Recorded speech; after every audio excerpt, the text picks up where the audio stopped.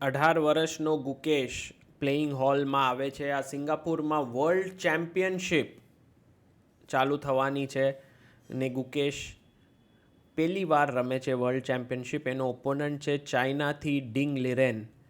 અને આ મેચ એટલી મજેદાર થવાની છે કારણ કે ગુકેશ 10 વર્ષ પછી કોઈ ઇન્ડિયન વર્લ્ડ ચેમ્પિયનશિપ રમે છે. 2014માં આનંદ રમેલો કાર્લસન સાથે અને ત્યારે એ હાર્યા હતા.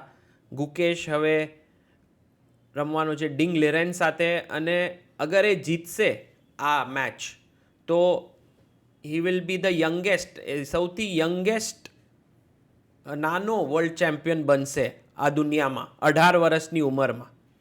પણ 14 ગેમ રમવાની છે. આ પહેલી ગેમ છે, હજી તો જસ્ટ ચાલુ થાય છે. મોરિસ એશલી જે ગ્રાન્ડ માસ્ટર પાછળ ઊભા છે એ હોસ્ટ છે આ પૂરા ઇવેન્ટના.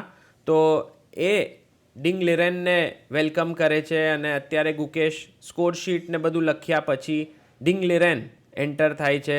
એકદમ શાંત અને સ્પોર્ટ્સમેનશીપથી રમવાવાળા પ્લેયર છે ડિંગ લિરેન.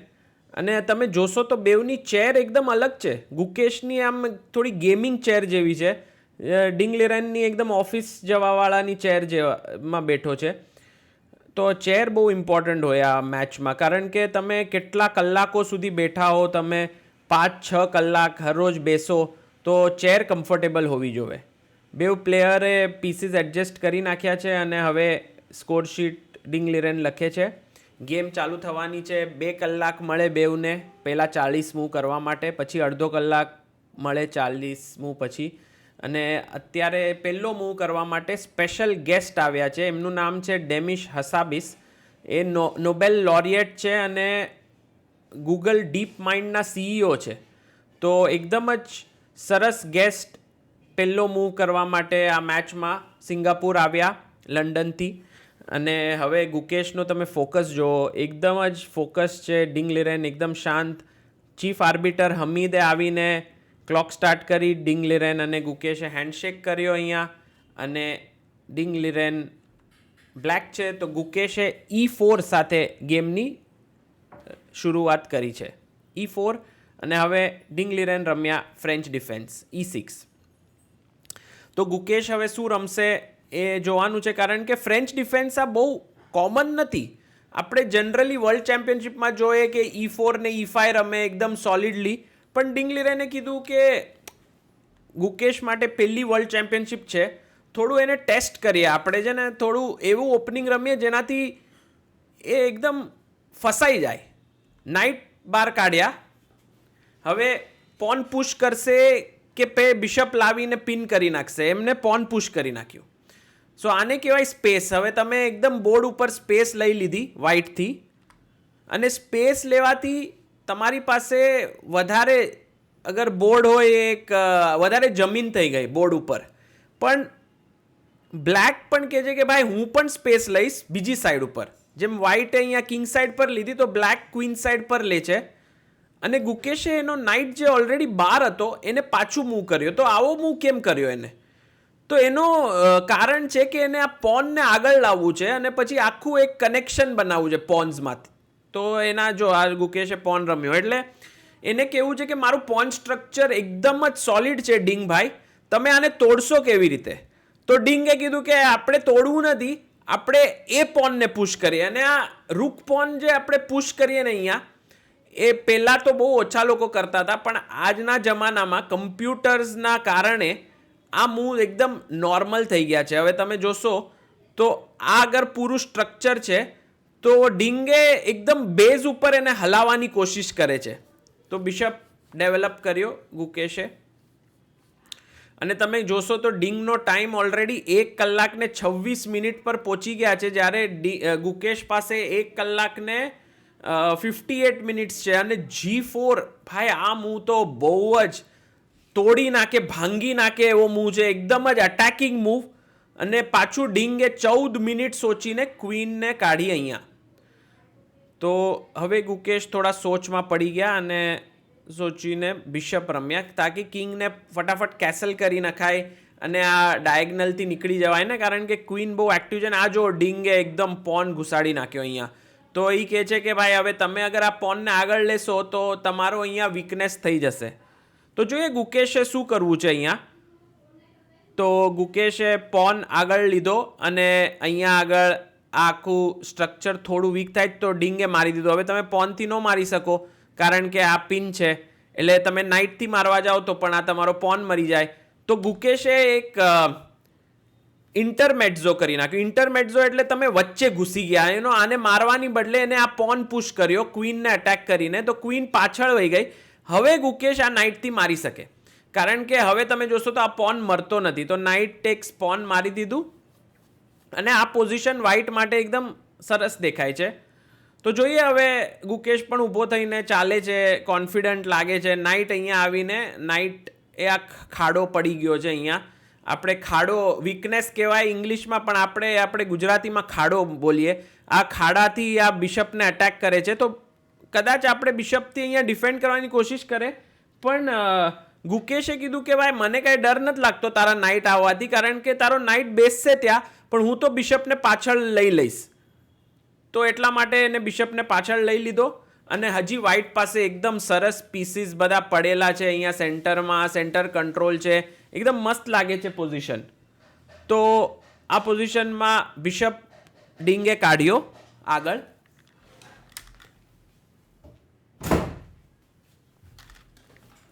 અને ગુકેશે અહીંયા આગળ ક્વીનને ઉપર લીધી. હવે આ ક્વીન તમે જોશો તો આ સેન્ટર પોનને ડિફેન્ડ કરે છે અને એને અટેક કરવો છે. ગુકેશ નીકળી ગયો ત્યાંથી બોર્ડથી. તો ઘણીવાર એ લોકોનો રેસ્ટિંગ એરિયા પાછળ હોય છે.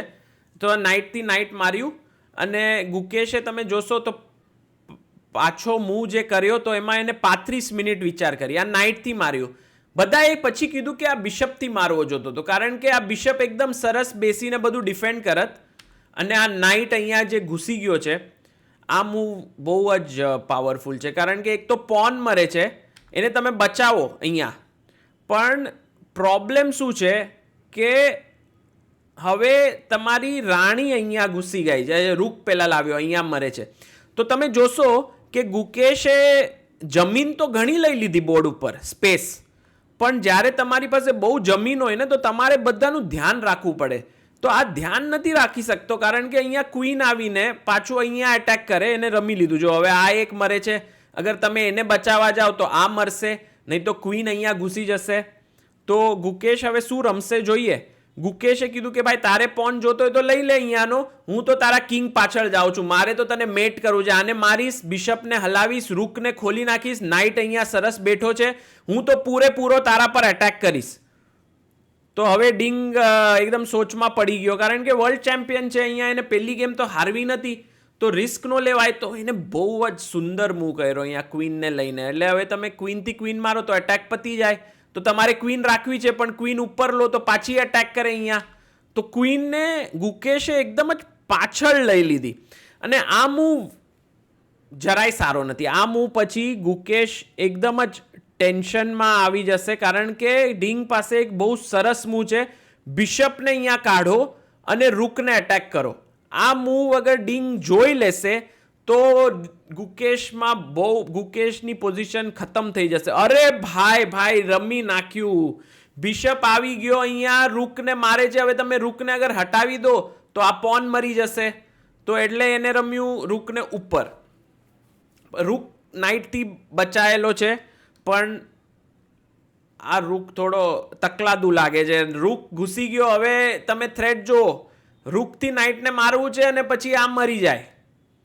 તો ગુકેશે કીધું ભાઈ હું પણ તારા બિશપને એટેક કરું, તું મારે તો હું મારું, તું આને મારે તો હું આને મારી દઈશ.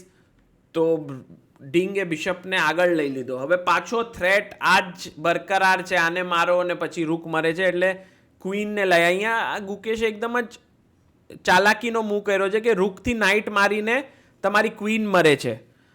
તો એને પોન મારી દીધો ડિંગે અને આ પોઝિશન હવે એકદમ જ શાર્પ થવા માંડી છે. બેઉ પાસે ટાઈમ પણ ઘણો ઓછો છે, કારણ કે 40 મૂવ સુધી પહોંચવાનું છે. ગુકેશ પાસે ખાલી 13 મિનિટ બચી છે 14 મૂવ કરવા માટે. ક્વીનથી માર્યું અને હવે પેલા ગુકેશ પોનથી પોન મારે છે. અહીંયા આગળ ડિંગને ઇમ્પોર્ટન્ટ છે કે બિશપથી મારો, તાકી આ ફાઇલ બંધ રહે. કે આ પોનથી મારશો તો તમારો રાજા એકદમ વીક થઈ જશે, તો એને મારી દીધું પોનથી. અને હવે ગુકેશ આ મૂવ ફાઇન્ડ કરી શકશે શું, નાઇટ E2, જેનાથી ક્વીન અને બિશપ પર એક ફોર્ક બેસી જશે. ગુકેશ પાસે 12 મિનિટ છે, એ વિચાર કરતા કરતા આવી જાય છે 11 મિનિટ પર અને નાઇટ E2 રમે છે. બહુ સરસ. ને તમે જોશો ડિંગે એનું માથું હાથમાં પકડી લીધું છે કે ભાઈ મારે આ મૂવ, એને જોયો તો હશે પણ ડિંગ થોડો તો ટેન્શનમાં આવી ગયો છે. ક્વીનથી હજી એક પોન મારી નાખ્યો. તમે 2 પોન અપ તો થઈ ગયા બ્લેકના રીતે, પણ અહીંયા આગળ તમારો રાજા હજી સેન્ટરમાં છે. એટલે હવે ગુકેશને અગર જીતવું હોય આમાં કે બચાવી હોય પોઝિશન, તો એને અટેક કરવું પડશે. ને અટેક કરવા માટે આ બિશપને અહીંયા લઈ આવો, એટલે પછી ક્યારેક કાસલ નો થાય, કિંગ વચ્ચે ફસાઈ જાય. પણ ગુકેશે આ ક્વીનને આગળ લીધી અને તમે જોશો તો બાર એકદમ જ પડી ગયો નીચે. કેમ? કારણ કે હવે તમે કેસલ તો ન કરી શકો, કારણ કે બિશપ અહીંયા આવીને તમારો રૂક મરી જાય. પણ ડિંગ પાસે એક બહુ જ સરસ મૂવ છે, અને એ મૂવ છે ક્વીનને અહીંયા લઈ આવવા માટે, ક્વીનના સામે. કારણ કે એક અગર તમે ક્વીન એક્સચેન્જ કરો તો બ્લેકને સારું છે, 2 પોન અપ છે ને એને શોધી લીધો. ને અગર તમે ક્વીન એક્સચેન્જ ન કરો ને ક્વીનને હલાવી નાખો, તો હવે હું કાસલ કરી નાખું. તો ગુકેશે ક્વીનને હલાવી, પણ હવે કાસલિંગ પછી એકદમ ગેમ પતી જવાની છે. કારણ કે અને ગુકેશે જો અહીંયા આર્બિટરને પૂછે છે કે ભાઈ મારી પાસે ખાલી 3 મિનિટ અને 40 સેકન્ડ છે, તો હું મૂવ નહીં લખી શકું હવે. કારણ કે 5 મિનિટના નીચે મૂવ ન લખો તો ચાલે. તો એકવાર ખાલી કન્ફર્મ કરી નાખ્યું, અને હવે તમે જોશો તો ગુકેશ એકદમ ફટાફટ રમવા માંડ્યો છે, કારણ કે એને 8 મૂવ કરવાના છે ખાલી 3 મિનિટમાં. તો નાઇટ ઉપર આવીને અહીંયા આગળ આ બિશપ મરે છે. તો ક્વીન ઉપર આવી બિશપને બચાવવા માટે, અને હવે આ રૂકથી રૂક મારશે કે નહીં ડિંગ, એ જોવાનું છે. આપણે એને મારી દીધું ને બિશપથી માર્યું. હવે આ પિન છે, પણ એને આ પોનને માર્યું. હવે તમે આને મારો તો તમારે બિશપ મરે, તો બિશપથી પોન મારી નાખ્યો ગુકેશે, અને ડિંગે ચેકથી લઈને પોનને ખાઈ લીધો. હવે કેટલા મૂવ થઈ ગયા એ પૂછે છે આર્બિટરને. આર્બિટરે કીધું 36 મૂવ્સ થયા છે હજી. ગુકેશ તારે 4 મૂવ કરવાના છે, તારી પાસે છે ખાલી 40 સેકન્ડ, તો ફટાફટ રમવું પડશે ગુકેશે. તમે જોશો તો સ્કોરશીટમાં એને મૂવ લખ્યા નથી, એટલે એને ખબર ન પડે. અહીંયા આગળ 36 મૂવ પર કંઈક માર્કિંગ કરી રહ્યો છે. તો ડિંગે બિશપને આગળ લાવ્યું. ડિંગ એકદમ જ શાંતિથી રમે છે, એને ટેન્શન કે એવું કાંઈ દેખાતું નથી, કારણ કે એને ખબર છે એની પોઝિશન એકદમ જ સરસ છે. તો બિશપ પાછળ ગયો G3 ઉપર, અને હવે ગુકેશે અહીંયા આગળ ડિંગે બિશપને આગળ લાવ્યો. કિંગ કાઢી નાખ્યો છે, પણ હવે એક શાંતિથી મૂવ કર્યો H6. 20 સેકન્ડ બચ્યા છે ગુકેશ પાસે, 2 મૂવ કરવાના બચ્યા, અને એને બિશપ H3 રમ્યું. 16 સેકન્ડ વાપરી નાખ્યા, 4 જ સેકન્ડ બચ્યા છે. અને આ મૂવ પછી તો એકદમ જ ગેમ પતી ગઈ, કારણ કે ક્વીન અંદર ઘૂસીને એક મૂવમાં મેટ કરવાની કોશિશ કરે છે. ગુકેશે આ મૂવ રમ્યો, 1 સેકન્ડ બચ્યો તો ત્યારે, અને ટાઈમ પર તો ન હાર્યા, પણ પોઝિશન તો ખરાબ થઈ ગઈ છે. કારણ કે હવે તમે ચેક પણ આપી શકો. અહીંયા એ રમે છે ચેક. કિંગ ઉપર આવ્યો, અને આ પોનને પણ મારી નાખો. તો આર્બિટરે કીધું આવીને કે ભાઈ હવે તમારા બેવના 40 મૂવ તો થઈ ગયા છે. તો ક્લોકને સ્ટોપ કરીને કીધું કે હવે તમે મૂવ લખી નાખો બધા, કારણ કે અત્યાર સુધી તો એ લોકોએ મૂવ લખ્યા નહોતા, કારણ કે બેવ પાસે ટાઈમ ઓછો હતો. પણ હવે પાછા મૂવ લખવા પડશે, અને ડિંગે ખાલી 2 જ મૂવ નહોતા લખેલા, તો એને ફટાફટ લખી નાખ્યું. ગુકેશે ઓલમોસ્ટ 8-9 મૂવ લખવાના છે. સો એ લખે છે અહીંયા, અને આર્બિટરને પાછું આપી દીધું સ્કોરશીટ, અને આર્બિટરે પાછી ક્લોક ચાલુ કરી. હવે ડિંગ શું રમશે, એને તો પોન જ મારી નાખ્યો. અહીંયા ક્વીન ટેક્સ A2, પોન મારી દીધો.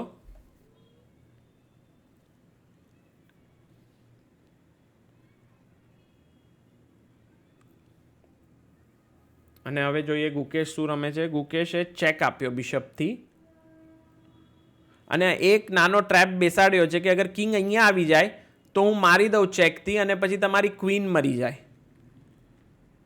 સો કિંગે સાઈડ ઉપર જવું પડશે, અહીંયા H8 ઉપર, અને એ અગર ગોતી નાખે ડિંગ તો પછી જીતી જશે. એને રમી નાખ્યો કિંગ H8 અને હવે સાચું કહું તો કાંઈ બચ્યું નથી. કેટલા બધા પોન મરી ગયા છે. તો ગુકેશે રિઝાઇન કરી નાખ્યું, કારણ કે હવે તમે અગર ક્વીનથી બિશપ મારો તો ચેક પેલા ક્વીન નીકળી જાય. એટલે આ ગુકેશ હારી ગયો અહીંયા પહેલી ગેમ અને ડિંગ જીતી ગયો છે. તો આ મેચ જે બધા ઘણા સોચતા હતા કે એકદમ વન સાઇડેડ થશે અને ગુકેશ એકદમ સારા ફોર્મમાં છે તો જીતશે, એ સડનલી હવે એટલું ક્લિયર નથી. કારણ કે પહેલા મેચમાં જ રિઝલ્ટ એવું આવ્યું. હવે તમે ધ્યાનથી જોજો ગુકેશને કે એ કેવી રીતે આખું બોર્ડ સેટઅપ કરે છે.